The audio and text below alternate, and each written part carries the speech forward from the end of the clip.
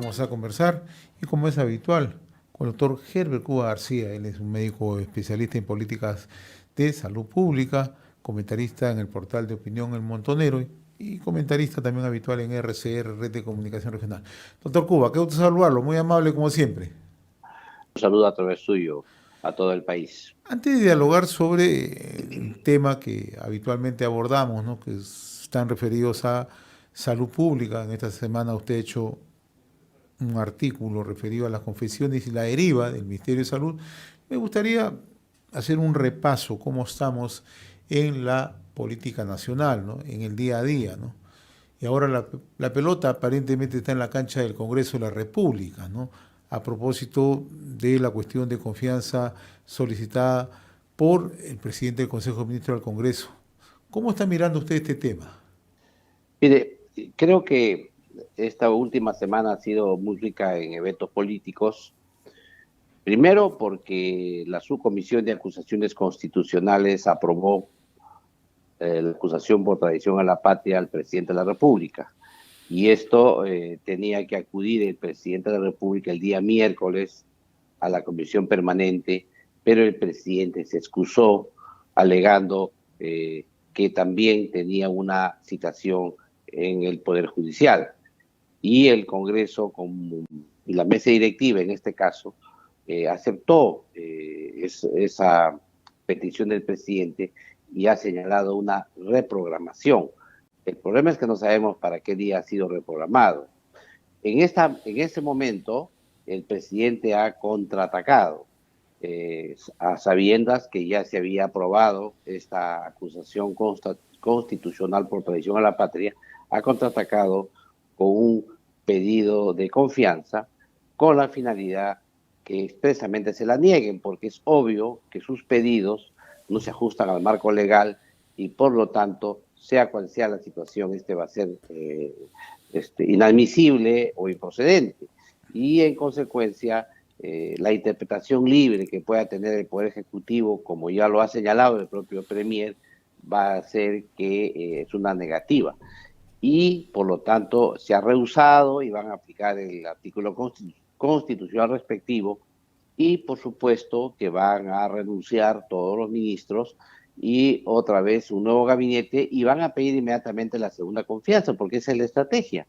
Y la segunda confianza será ya para la convocatoria, la ley de referéndum, ya como una cuestión de confianza y por lo tanto va a ser las dos negativas fácticas en modos sucesivas que además lo ha anunciado el propio Premier, ha dicho que el Ejecutivo puede presentar confianzas simultáneas y sucesivas y en esta circunstancia entonces todo parece indicar que como pende sobre el presidente la espada de Damocles de la acusación por traición a la patria y esto podría verse rápidamente esta semana, creo que ha hecho el tema del contragolpe.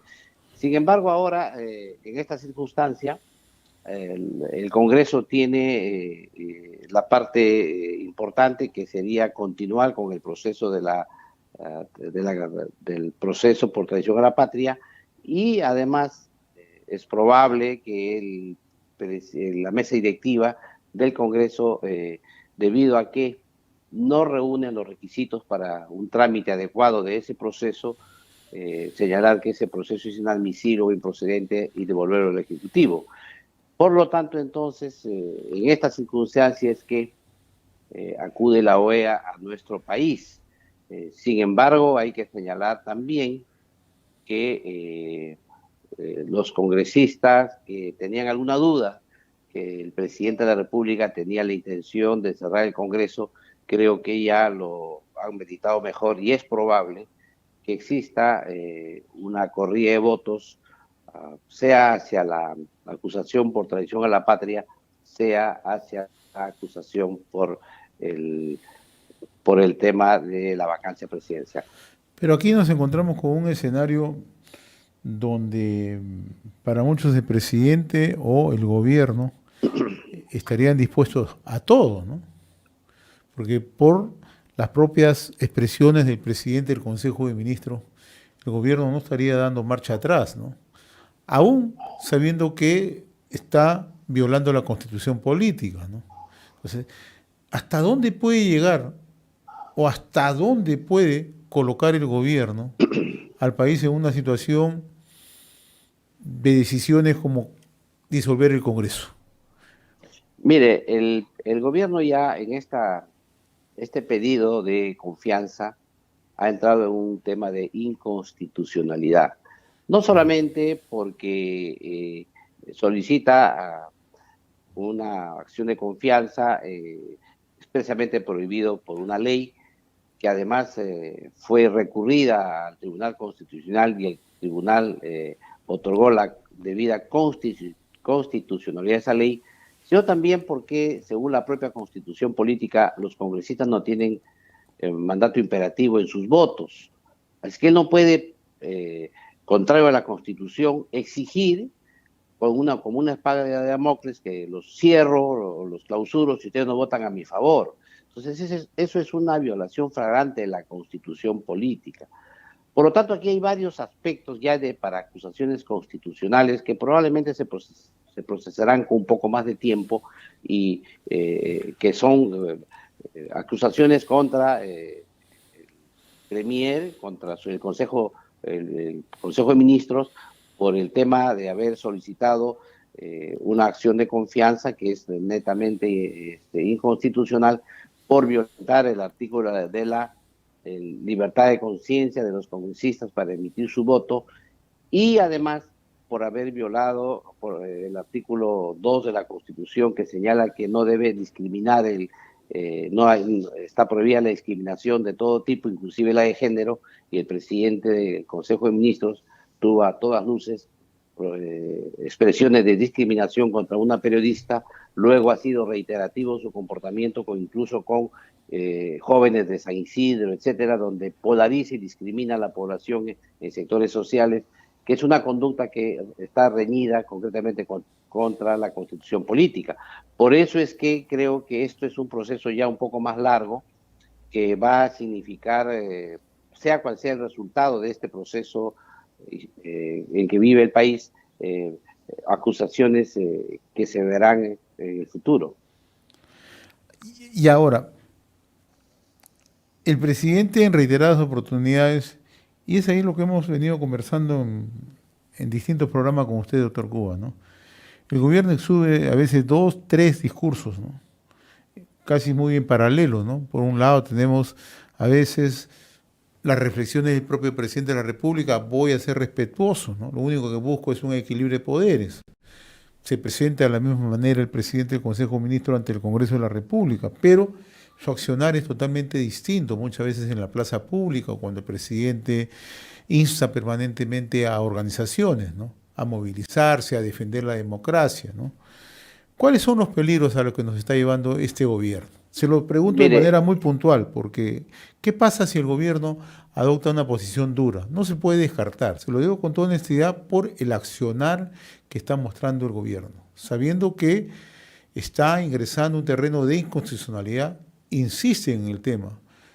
¿Usted cree que hay un riesgo calculado o es que el gobierno estaría dispuesto a patear el tablero? Mire, el gobierno, como es natural, está dispuesto a hacer lo que sea por sobrevivir. Ese es un primer tema de fondo. Está dispuesto a hacer lo que sea. Por la libertad del presidente. Por el tema. Por sobrevivir y la libertad del presidente. Pero además de eso, estamos en un equilibrio de poderes sumamente dañino para la marcha institucional del país. No solamente es que el equilibrio de poderes afecta a los contendientes, sino quien cae aquí son precisamente la población. El segundo aspecto es que aquí, en esta circunstancia, en que ambos poderes no pueden resolver una crisis, a pesar de tener las herramientas necesarias para hacerlo, simplemente porque hay afán de algunos congresistas de buscar también ellos por su parte sobrevivir no solamente políticamente sino económicamente, es que puede intervenir una tercera fuerza. Y aquí quiero expresar dos fuerzas que podemos conversar en el detalle. La primera fuerza es la calle. y la segunda, las Fuerzas Armadas, que finalmente tienen que respetar la Constitución, hacer que se respete la Constitución en este momento, sin intervenir en el manejo que corresponde a la política y a los civiles. Pero en el caso de la calle, hemos observado cómo existe también un manejo muy político de las marchas. Se ha etiquetado que es una marcha de derecha frente a una marcha de izquierda. Si uno lee los periódicos de hoy, incluso la gran prensa, la supuestamente catalogada por el gobierno, la prensa melmelera, le hace el favor de etiquetar a las marchas que son contra el gobierno, que son contra la corrupción, como marchas de la derecha. Y cuando marchan en el apoyo al gobierno, dicen que es la marcha de la izquierda, contraponiendo dos tendencias políticas en el Perú, como si fuera la derecha o la izquierda, como si la izquierda fuera muy tolerante con la corrupción, como que si la izquierda en el país estuviera de acuerdo en que tengamos un presidente que tiene carpetas fiscales con muchas evidencias de que este proceso podría llevar a un término contra el presidente en la justicia peruana, sino que aquí lo que se trata es de polarizar políticamente aspectos que son netamente cívicos y de lucha contra la corrupción. Mal hacen los que marchan en aceptar estas etiquetas, que lo único que hacen es, primero los ponen como derecha y después lo terminan etiquetando como extrema derecha. De esa manera desmovilizan a la gran mayoría de la población peruana, que no es ni derecha ni izquierda, es gente común y corriente que no se mete mucho en la política, pero que sí creen que el país debe ser manejado honesta y transparentemente, que salgan a estas marchas. Creo que en este aspecto esencial no debería permitirse, no debería ser esta etiqueta de la marcha de derecha y la marcha de izquierda, cuando aquí lo que se plantea es la marcha por la defensa del Estado democrático, la lucha contra la corrupción y el desarrollo del país. Estos son aspectos medulares que se ha venido trabajando astutamente por aquellos que diseñan la política desde el gobierno para generar dos sectores, la derecha cavernaria, retrógrada, insensible, falta de derechos de la población más pobre, y a otro lado la pobre gente Ahora, humilde, trabajadora, honesta, y que salen los a marchar, y esa dicotomía favorece al gobierno, porque en realidad la gran mayoría de la población peruana, y en esto las encuestas son claras, más del 80% de la población saldría a las calles a marchar, si es que esa marcha es evidentemente ni derecha ni izquierda, sino es simplemente por lo que hemos dicho, por la lucha contra la corrupción. ahora, yo quiero retomar el tema de las Fuerzas Armadas. Lo pregunto, hace unos instantes he estado conversando con el congresista Roberto Quiabra, ¿no? Y hace unos días le preguntaron precisamente a él sobre cuál era o cuál cree que va a ser la posición de las Fuerzas Armadas. Y él ha reiterado que las Fuerzas Armadas van a respetar la institucionalidad, pero dentro del marco constitucional, ¿no? Que así se exige, ¿no? Se le pregunto por qué. Porque el gobierno, si insiste en una disolución del Congreso, probablemente cuando uno mire las primeras encuestas es que un 70 u 80 de la población cree en que se debe cerrar el Congreso. Cree que el Congreso es una de las instituciones más desprestigiadas. Pero querramos o no querramos, se está vulnerando la constitucionalidad, si es que se llega a una situación de esta naturaleza, ¿no? O sea, el papel de las Fuerzas Armadas va a ser decisivo. Y hace unos días, creo que con usted también lo conversé, hay una foto que marca una simbología en política, ¿no? El presidente del Congreso de la República flanqueado por los comandantes generales de las tres fuerzas, ¿no? Y esa es una foto que circuló, ¿no? Probablemente muy pocos rescatan eso, pero eso es una simbología que en estas circunstancias conviene recordarlo. Porque probablemente quienes asesoran al presidente estén mirando una serie de escenarios. Quienes asesoran al presidente del Congreso también lo estén haciendo. Las propias Fuerzas Armadas también lo hacen. Los políticos lo hacen. Los periodistas hacemos un poco. Entonces, ¿hacia dónde vamos? Mire, hay que leer la experiencia. Cuando fue el régimen del el presidente Merino, El día sábado, que expresa su renuncia, el presidente Merino convocó a las Fuerzas Armadas al Palacio de Gobierno y las Fuerzas Armadas se negaron a asistir, ¿no?, al gobierno, con lo cual dejaron al presidente Merino sin el respaldo de la Fuerza Armada. Eso es clarísimo. Esa manifestación que no ha sido expresada ampliamente, a pesar de que hubo un comunicado del propio Comando Conjunto de las Fuerzas Armadas en el cual que ellos señalaban que ellos son respetuosos de la Constitución y de las leyes y no de los gobiernos. Eso fue en ese momento, y al final fue quien inclinó la balanza para que se instaure el gobierno de Sagasti, que es el que hemos tenido posteriormente. Y ahí el juego de las Fuerzas Armadas fue muy sutil, pero fue contundente para darse cuenta del presidente Merino que estaba sin posibilidad de defender ante estas marchas que había en la población. Pero por otro lado, también hay que señalar que en esta circunstancia puede ocurrir lo mismo. Es posible que el presidente de la República tenga que cerrar el Congreso con unas negativas, con un rehusamiento de la confianza de facto, ¿no?, como lo hizo el expresidente Vizcarra, y en consecuencia tenga que apelar otra vez a las Fuerzas Armadas para que por lo menos desalojen a la gente que trabaja en el Congreso de la República. Y ahí yo me pregunto cuál va a ser la posición de los mandos medios o altos mandos de las Fuerzas Armadas cuando se enfrenten al presidente del Congreso, que es un comandante de Chavín de Huántar, un héroe de la democracia en el país. ¿Cuál va a ser la visión que tengan los altos mandos militares cuando sepan que eso no reúne la legalidad que tiene? Porque es, a todas luces, el pedido de confianza es totalmente ilegal, porque no se ajusta a los requisitos que da la ley para el pedido de confianza. Entonces yo creo que en esta circunstancia sería una situación muy complicada, es cierto, pero yo no tengo ninguna duda que si es que se reitera lo que se hizo en el año 2018 con el ingreso con el tema del presidente Merino, yo creo que ahora con toda razón las Fuerzas Armadas funcionará de la misma manera.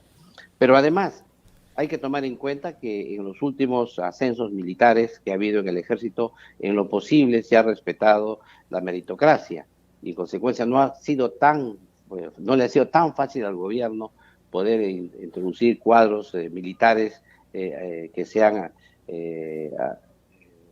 cercanos al gobierno. Aunque sí hemos tenido ministros que han intentado de hacerlo, hay denuncias inclusive sobre ese tema que que investiga el Congreso de la República, pero en general no ha logrado en este año y pico que tiene de gobierno todavía infiltrar las Fuerzas Armadas como hubiese querido. Lo cierto es que en esta circunstancia lamentable para el país, por la negligencia o por la falta de compromiso de un sector del Congreso de la República, no se permita pasar de este equilibrio confrontacional de poderes a una nueva situación que fortalezca el Estado de Derecho en el país y que se precise la participación, o sea, la calle, o que sería y de las Fuerzas Armadas, inclusive de la Fiscalía. Y aquí yo quiero también señalar que el presidente del Consejo de Ministros ha sido muy crítico, inclusive insultante ante la fiscal de la Nación, pero sí creo que la Fiscalía ha jugado un rol muy importante que no tiene que ver con corrientes políticas, por eso decía ni derecha ni izquierda, sino es una lucha concreta contra la corrupción, y por tanto yo creo que al margen de las etiquetas, yo veo que se pasean inclusive los líderes de Reacción a Perú por los diversos medios de comunicación, y ellos están encantados de que le llamen que son de derecha. Claro, si van a seguir siendo de derecha, si van a marchar solo con la etiqueta de derecha, es probable que las plazas estén vacías, porque no todos los peruanos se sienten identificados con las etiquetas políticas que existen actualmente. Yo creo que lo más importante sería avanzar, salir de eso y tratar de involucrar a la población que no participe en política, a la gente independiente, autónoma, que puede tener un efecto decisivo en una gran movilización social. Antes de pasar al comentario en el tema de salud pública, doctor Cuba, en estas circunstancias, mañana esperamos la llegada de la misión de observadores de la OEA, la Organización de Estados Americanos, ¿no? Llega en circunstancias bastante difíciles para el país, ¿no? Crisis permanente, ¿no? Enfrentamientos entre ejecutivo y legislativo, ¿no?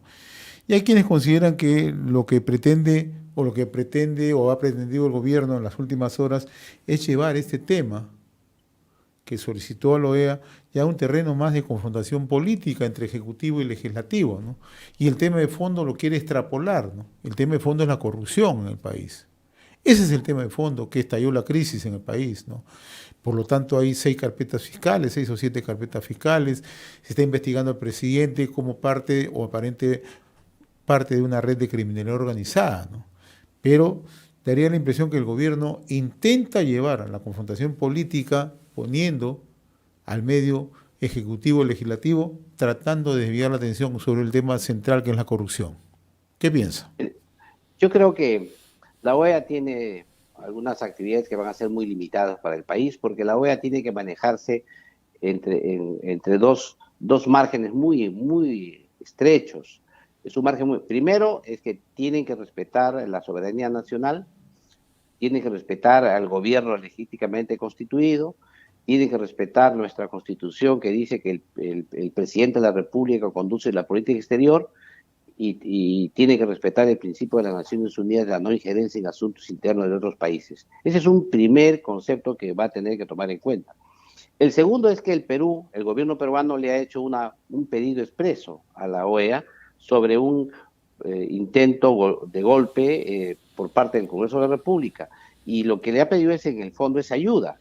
Y entonces lo que va a hacer la OEA no es venir de árbitro ni de dirimir, sino ver la forma de cómo el gobierno puede pasar estos obstáculos que tiene para asegurar la gobernabilidad. No es la OEA la que va a resolver los problemas del país. Y el tercer aspecto que tiene la OEA es que pertenece a ministros en ejercicio en sus respectivos países, y el segundo corset está ahí, que ellos tienen que respetar los intereses nacionales de cada uno de los países. Yo me pregunto, el canciller, por ejemplo, de Bolivia, puede pensar que la expresión del presidente de la República, tanto cuando era dirigente del sindicato de maestros, como cuando era dirigente sindical en Bolivia y ofreció salida al mar, cuánto sus expresiones ya como presidente de la República para ofrecer lo mismo y reiterar que lo va a hacer con una consulta popular, todo esto configura traición a la patria. Pues obviamente que ellos no lo van a sentir así, porque ellos eran directamente beneficiados. En consecuencia, esa es una mirada totalmente distinta. Y además, el presidente de la República tiene el artículo 118 de la Constitución Política, un inciso que señala con mucha claridad que él es el primer defensor de la soberanía nacional. Y en consecuencia, tú no puedes decir que vas a otorgar territorio con soberanía nacional, lo que tú puedes hacer tratados o contratos, como se hizo para dar el uso, pero no puedes dar la soberanía sobre el territorio, que eso es totalmente distinto. Yo creo que ahí es el primer tema de fondo. Si eso no es traición a la patria, ¿qué puede ser? Y en eso las Fuerzas Armadas del Perú, también por mandato constitucional, tienen que hacer respetar la integridad del territorio nacional. Ese tema es, creo, el tema de fondo, que luego han querido señalar y desvirtuar como que el Perú no habría cometido ningún hecho concreto. Entonces eso ha ido al Tribunal Constitucional, pero ahora el Tribunal Constitucional se encuentra con la espada y la pared, porque por un lado, si declara que el presidente puede prometer lo que sea sin ninguna vinculación a nivel internacional, sería el hazme reír, porque estaría decretando que el presidente puede declarar lo que sea y sin ninguna responsabilidad política. Eso diría el Tribunal Constitucional, y eso yo no creo que eso pueda decir el Tribunal Constitucional. El Tribunal Constitucional va a tener que decir que ahí ha habido efectivamente un efecto contra la patria, contra la soberanía nacional. Y por último, tenía una tercera opción, no pronunciarse sobre el tema, porque eso le corresponde resolver al Congreso de la República, que es lo que creo que debería señalar el Tribunal Constitucional en ese tema, porque si no, daría un pésimo presidente al tribunal de decir pues que el presidente de la República puede decir lo que sea, puede declarar lo que sea y nunca puede ser responsable de aquellos compromisos que sostiene el Perú frente a otros países extranjeros. Creo que es muy complicado la petición, el debate que se ha tenido en el Tribunal Constitucional por este tema. En consecuencia, creo que la OEA se va a mover en ese aspecto, no va a poder definir el tema de la acusación constitucional por traición a la patria, eso sería totalmente improcedente porque es una injerencia en el asunto interno del país. Probablemente lo que va a intentar mediar es en el tema de la confianza, pero no nos olvidemos que el tema de la confianza es un contragolpe del gobierno para contrarrestar la denuncia constitucional de traición a la patria. Bien, vayamos al tema referido a salud pública. Esta semana usted ha escrito sobre las confusiones y la deriva del Ministerio de Salud, ¿no? Coméntenos, por favor, doctor Cuba. Primero yo quiero señalar aquí un aspecto que no lo he escrito en el artículo, pero que lo señalo ahora, que lo he visto estos días. Es que, como pocas veces se ha visto, que un ministro de Salud intervenga tan fuerte en los debates de la política nacional que no tengan que ver con el sector. Siempre, durante todos los gobiernos, los ministros de Salud en el tema político han guardado un perfil bajo y han sido quizá han tenido un perfil más técnico, inclusive ministros que no han sido médicos, siempre han llevado, han participado en el debate nacional, pero con un perfil muy técnico y no con aspectos políticos puntuales de la coyuntura. ¿Esto por qué señalo? Porque en esta circunstancia, con esta nueva ministra que tenemos, ella es muy protagonista, ya casi es vocera del gobierno en los asuntos políticos del país. Y esto en desmedro de un sector que está sumamente convulsionado, sobre todo que salió ya sumamente golpeado por la pandemia, pero luego que todavía no ha podido recobrar ni siquiera los temas que se habían hecho en el año, las intervenciones que se pedían en el año 2019. Y aquí cuando decimos que el sector salud está golpeado, no nos referimos solo al Ministerio de Salud, que es el sector directo que administra la ministra de Salud, sino también los demás componentes del sistema nacional, que también el Ministerio de Salud es el ente rector.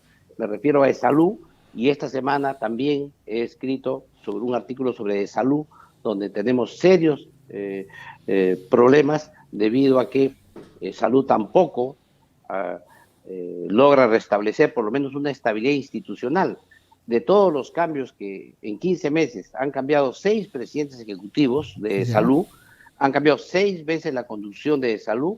Encima, el ministro de Trabajo ha promulgado una resolución ministerial creando una comisión para reorganizar el salud en lo que son las prestaciones, etcétera, etcétera, sin la intervención de los asegurados ni de salud, sino una comisión que lo hace desde el Ministerio de Salud, como se dice, pasando por alto, como diría la gente, puenteando al presidente ejecutivo de salud en esa comisión, en el que ha llevado, inclusive, ha formado de 14 miembros, de los cuales 10 miembros de esa comisión son su gente de confianza, y solo 4 miembros, 2 de la pequeña empresa y la empresa mediana, 2 representantes y 2 representantes de los trabajadores, cuando ellos son 3 en el consejo directivo de cada parte.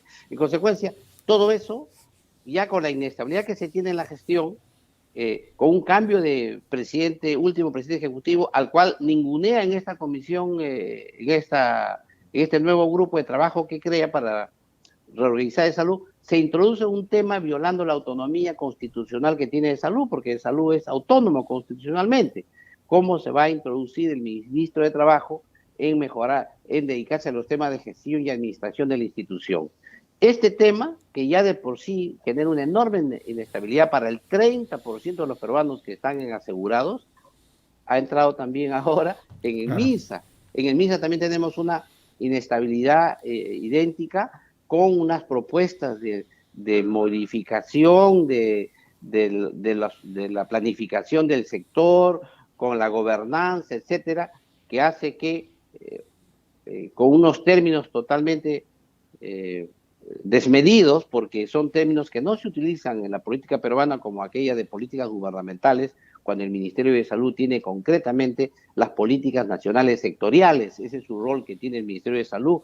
Lo dice no solamente el CEPLAN, que es el Centro de Planificación oficial, excelente rector de la planificación en el país, lo dice también la ley de fortalecimiento de la rectoría del Ministerio de Salud, que señala claramente que el Ministerio de Salud diseña las políticas nacionales sectoriales y las normas para que éstas se implementen.